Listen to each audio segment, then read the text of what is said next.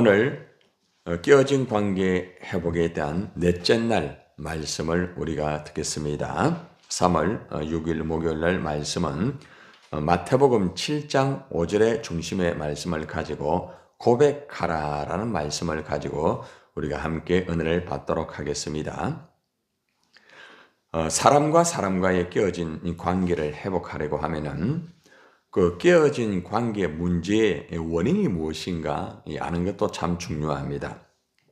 자, 그런데 우리가 깨어진 관계의 문제의 그 원인을 보면은 때로는 상대에게 잘못이 있을 수 있습니다. 자, 그런데 나에게도 잘못이 있음을 알아야 된다는 것입니다.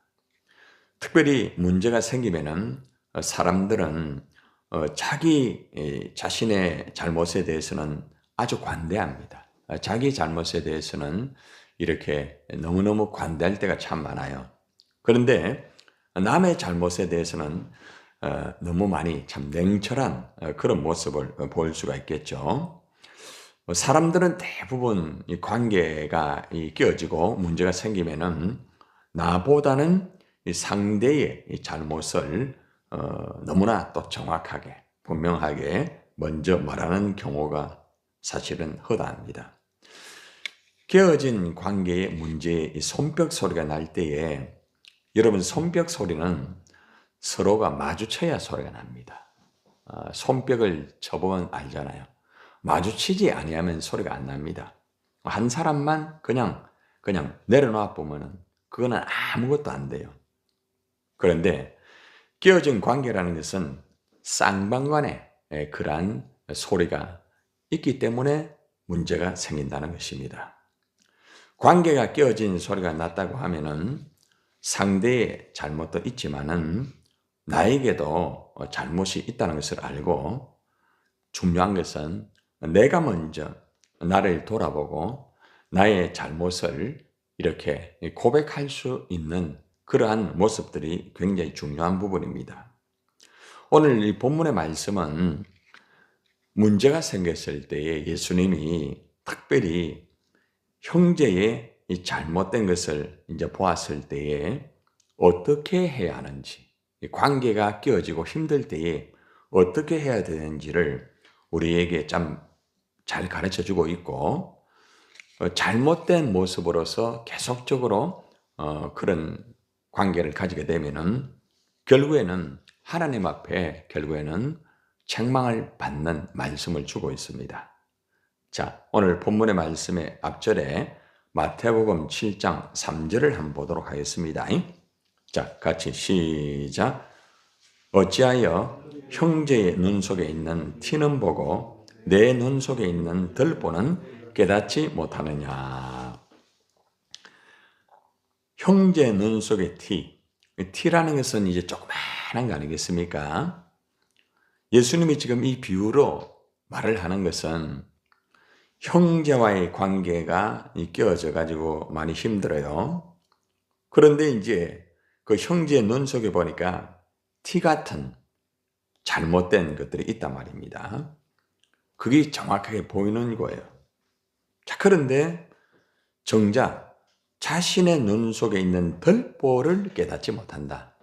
들보는 여러분 그 지붕에 거기에 이게 세우는 그 부분인데 사실 굉장히 큰 자기의 잘못, 그것을 말하고 있습니다.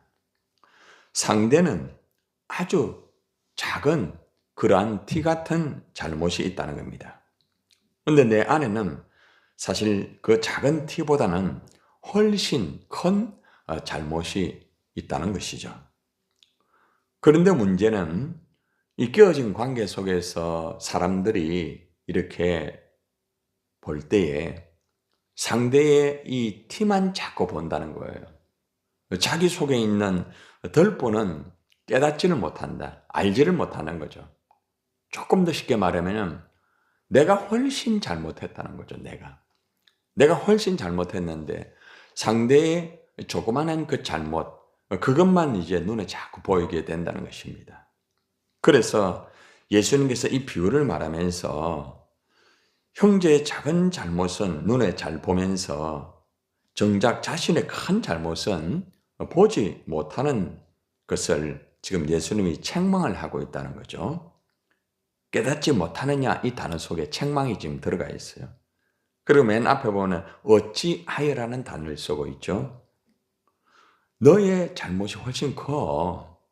네가 지금 큰 잘못을 하고 있는데 형제 눈 속에 있는 그 잘못, 그도 잘못했지만은 그 잘못은 너보다 훨씬 적어.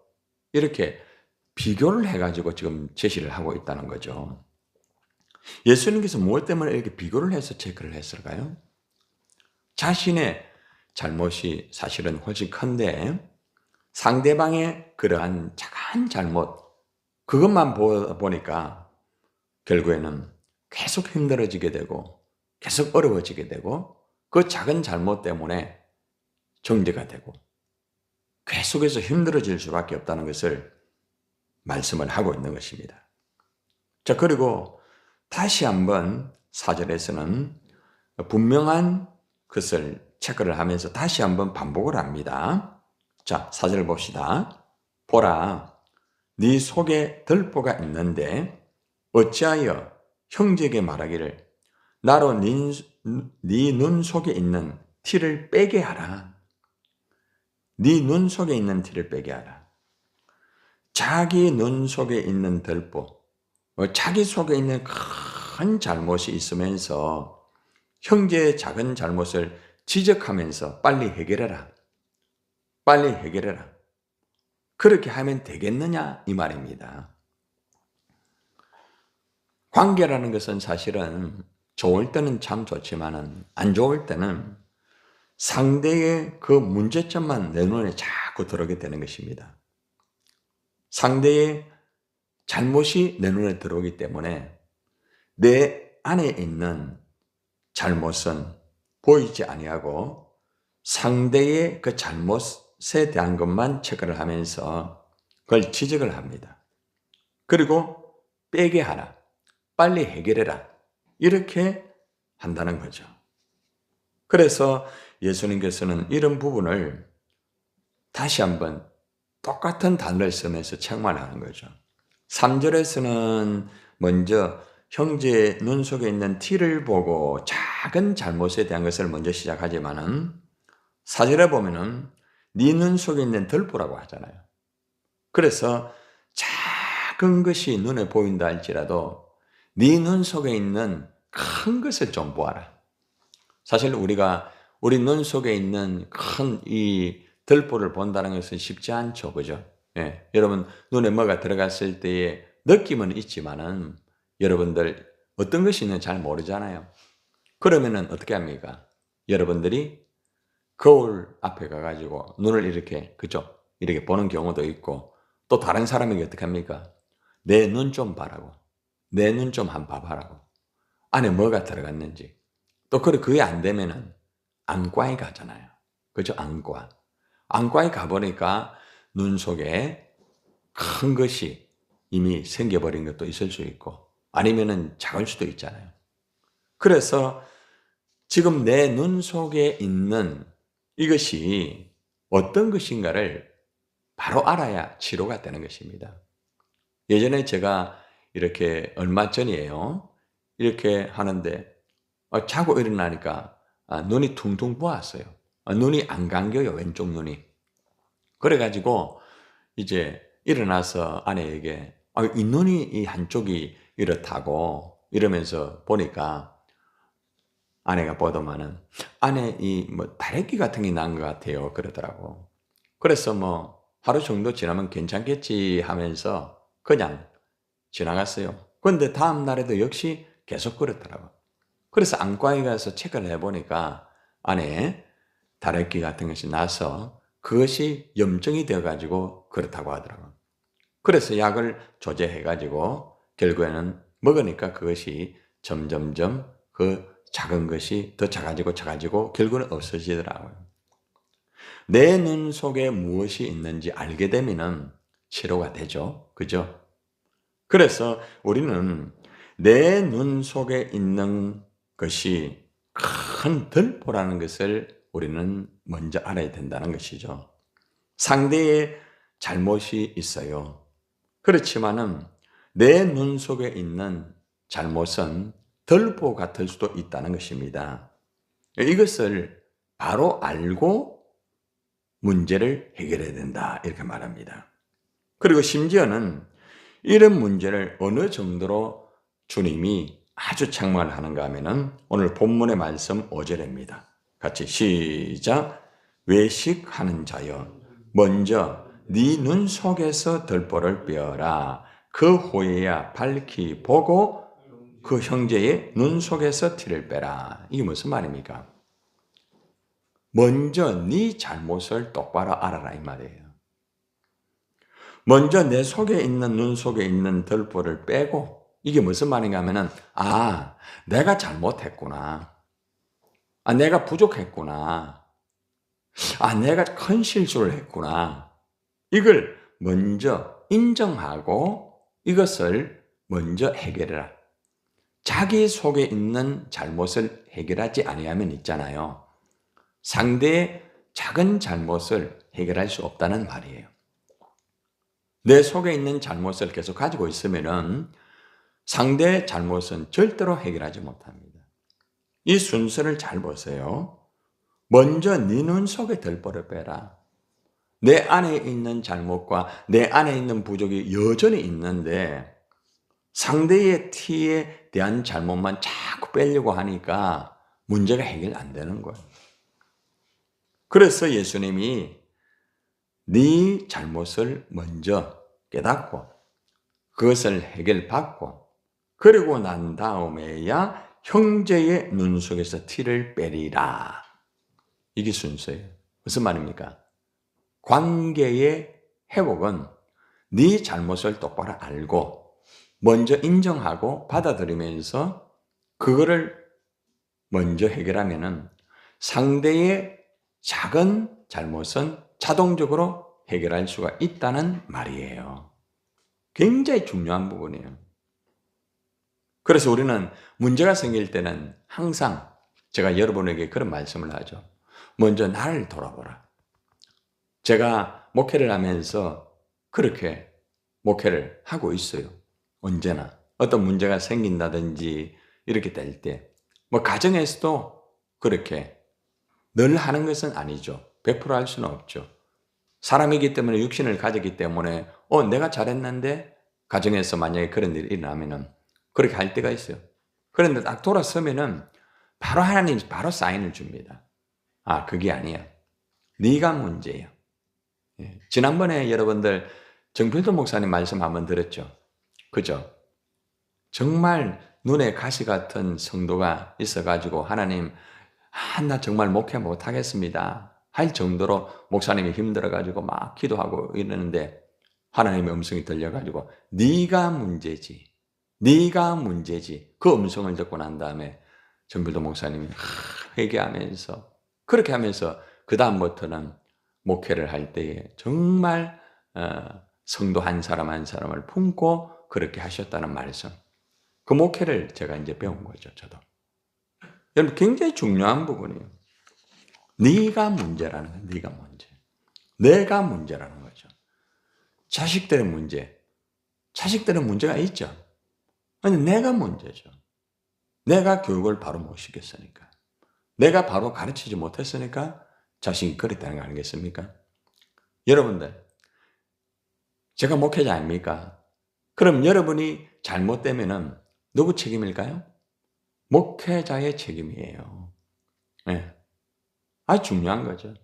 그래서 내가 잘못 가르쳤구나. 내가 부족했구나. 이래 돌아보면은 모든 것들이 다 바로 되는 거예요. 그러니까 위에서부터 내려오는 그 질서의 위치가 바로 되지 않으면은 밑에서도 바로 되지 않는다는 거죠. 이 원리가 굉장히 중요합니다. 내가 잘못했구나. 이것만 딱 되어버리면은 그 다음에는요 금방 해결됩니다. 자, 그런데 이것을 해결하지 못하면은 예수님이 뭐라고 말하는가 하면은 7장 5절 앞에 어떤 단어를 씁니까? 외식하는 자라고 합니다. 외식이 뭡니까? 겉과 속이 다르다는 거예요. 예.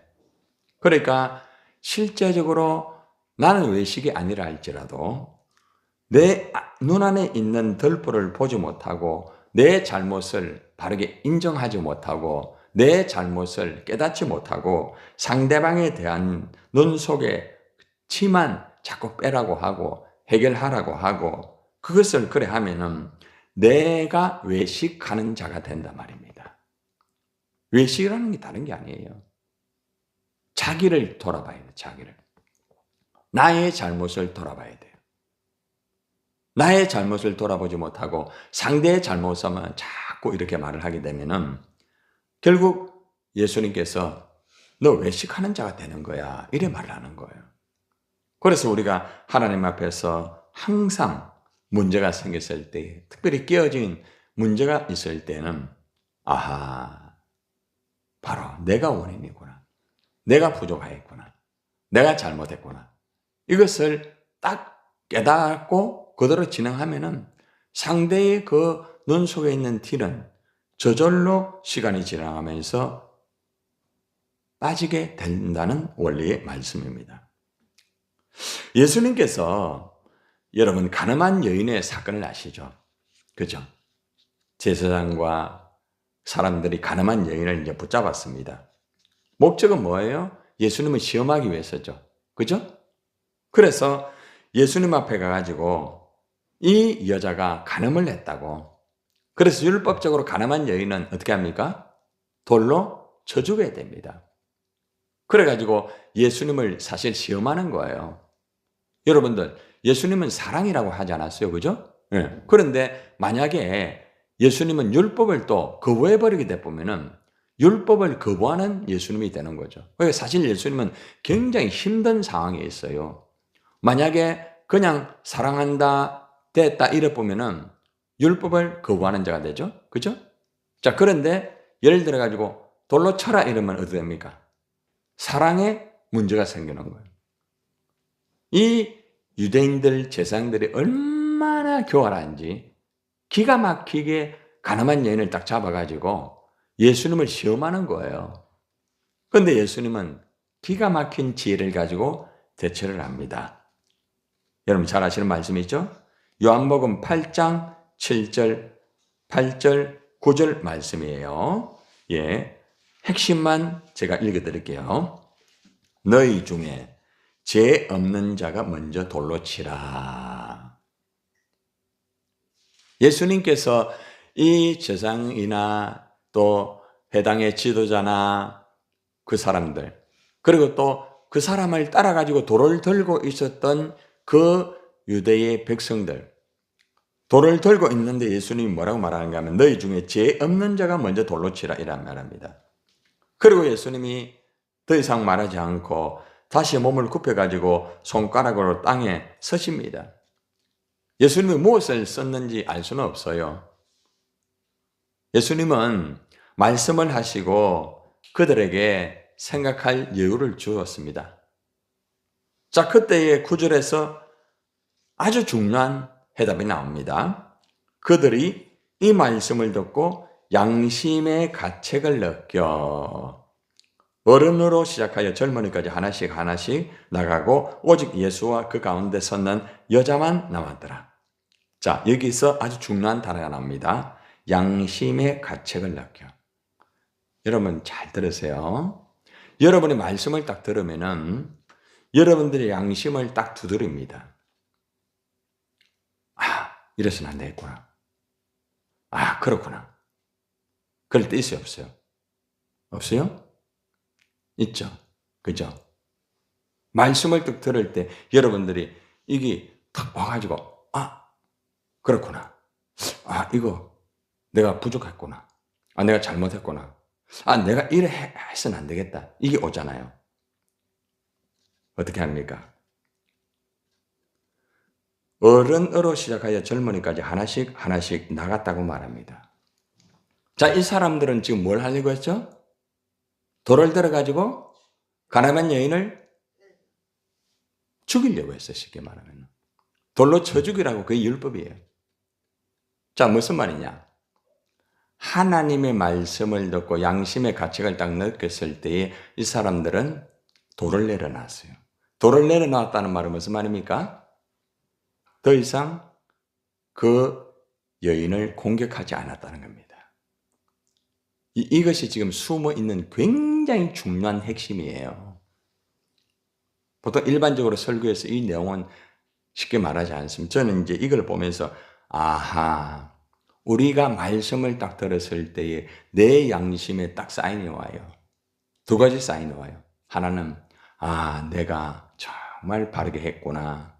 말씀대로 살았구나. 참 감사하구나. 이런 게 있을 수 있고, 또 하나는 말씀을 딱 받으면서 이게 아닌데, 내가 이러면 안 되는데, 이거는 내가 부족했구나. 이게 와요. 그럴 때에 돌을 내려놓아야 돼요. 돌을 내려놓아야 돼요. 이것이 굉장히 중요한 관계 회복의 해답이에요. 거기 누가 남았습니까? 예수와 가늠한 여자만 남았어요. 무엇을 말할까요? 그 여인의 문제는 누가 해결한다는 거예요? 예수님만 해결할 수 있다는 거죠. 이것도 제가 오늘 깨달은 거예요. 어떤 사건의 문제, 어떤 문제는 예수님만이 해결할 수가 있다. 바로 이거예요. 여러분들, 우리는 우리 안에 있는 잘못과 죄가 있음에도 불구하고 우리는 돌을 들어가지고 그 가늠한 여인을 향하여 돌을 던지려고 합니다. 계속 돌을 던지려고 합니다. 그리고 그 가운데는 지도자도 있습니다. 지도자도. 그 사람은 성경을 가르치는 사람이에요. 얼마나 위험해요. 그러니까 지도자가 잘못되면 따라오는 사람들도 돌을 들고 같이 찍는 거라. 예수님이 어떻게 정리합니까? 너희 중에 죄 없는 자 돌로 쳐 죽여라 하니까 지도자도 자기 일을 돌아보니까 죄가 있거든. 아무 말도 못해. 백성들도 똑같아. 함께 동조하던 사람들이 전부 돌을 내려놓고 돌았습니다. 무슨 말인지 알겠습니까? 얼마나 중요합니까? 예수님만이 해결할 수 있지만은 지도자 한 사람이 잘못되면은 따라오는 사람들도 돌을 들어가지고 던진다. 말씀을 들을 때 바로 깨닫게 되면은 양심의 가책이 오면은 돌을 내려놓아라. 이것이 오늘 숨어 있는 핵심의 말씀입니다. 제가 묵상하며 깨달은 말씀인데 여러분들이 이 말씀은 깊이 새겨들었어요. 말씀 들을 때에 여러분 마음에 어떤 사인이 옵니다. 돌을 내려놔야 돼. 돌을 계속 들고 있으면 안 돼. 내려놓아야만 예수님이 모든 것을 해결할 수가 있습니다. 깨어진 관계를 회복하려면 먼저 자신을 돌아보는 것이 굉장히 중요합니다. 나의 실수나 잘못을 돌아보는 것부터 시작해야 됩니다. 이것이 바로 깨어진 관계 회복의 스위치가 되는 거예요. 내가 한 말, 내가 행동, 가만히 돌아보세요.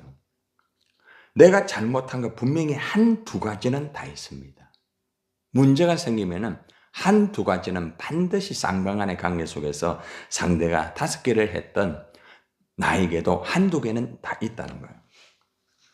자신의 잘못된 것을 먼저 돌아보고 자신의 잘못된 것을 상대에게 먼저 고백하게 된다고 하면은 쉽게 관계는 회복되는 것입니다. 여러분들, 우리가 언제나 이러한 마음만 딱 가지고 이런 딱 내 속에 있는 잘못된 것을 고백만 해버리게 돼 보면은 모든 것들은 아주 쉽게 해결이 될 수 있는 것입니다. 누가복음 6장 45절에 보면은 사람의 이 말이라는 것은 마음에 있는 것이 나온다는 거, 마음에 있는 것이. 잘 들어보세요. 선한 사람은 마음에 쌓은 선에서 선을 내고 악한 자는 그 쌓은 악에서 악을 내나니 이런 마음에 가득한 것을 입으로 말합니다. 그러니까 내가 입으로 말하는 것이 내 마음의 상태라는 거죠. 그 사람이 말을 하는 것 들어보면은, 아, 이 사람의 마음에는 지금 선한 마음을 가지고 있구나. 이 사람의 마음에는 악한 마음을 가지고 있구나. 이걸 알 수가 있다는 거죠. 그래서 우리 마음 속에 있는 것을 입으로 다 나오게 됩니다. 입으로. 그래서 그 사람이 말을 하는 것 들어보면은, 아, 이 사람이 그 사람에게 어떤 마음을 품고 있는지 해답이 다 나오는 거죠. 여러분, 오늘 말씀을 정리를 하면서 우리는 우리 눈 속에 있는 들보를 봐야 됩니다. 문제가 생기고 끼어진 관계는 반드시 상대나 나나 부족한 게 있고 잘못이 있습니다. 내가 들보가 될 수 있어요. 내가 훨씬 잘못할 수도 있어요. 상대의 작은 어떤 그 문제를 가지고 계속해서 하게 되면은 주님은 넌 외식자야 이렇게 한다는 거죠. 그래서 우리는 다시 한번 우리 자신을 돌아보면서 우리 속에 있는 들보를 때론 먼저 인정하고 그것을 받아들여서 상대에게 고백을 할 수가 있다고 하면은 관계는 쉽게 해결이 되는 것입니다. 내가 말하는 것은 내 마음에 있는 그대로입니다. 나는 지금 끼어진 관계 속에서 어떤 말을 하고 있는가? 아주 중요하겠죠? 그죠?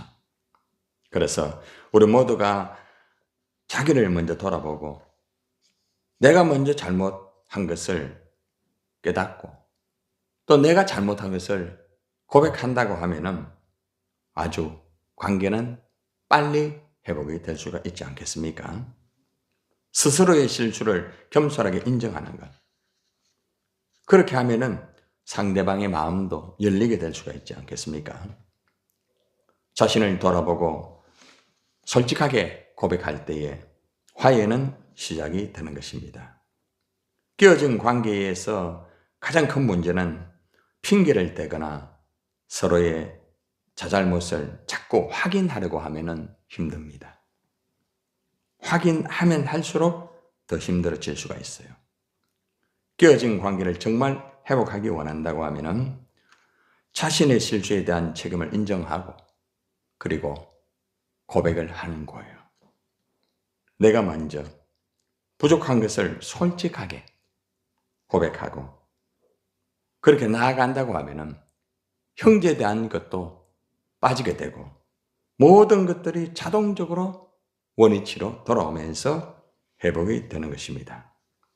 우리가 이렇게 한번 고백을 합시다. 한번 따라합시다. 주님, 끼어진 관계에서 내가 먼저 나를 돌아보며 나의 부족을 알고 나의 잘못을 고백하게 하옵소서. 오늘 이 말씀대로 나를 먼저 돌아보고 고백하는 여러분이 되기를 바랍니다.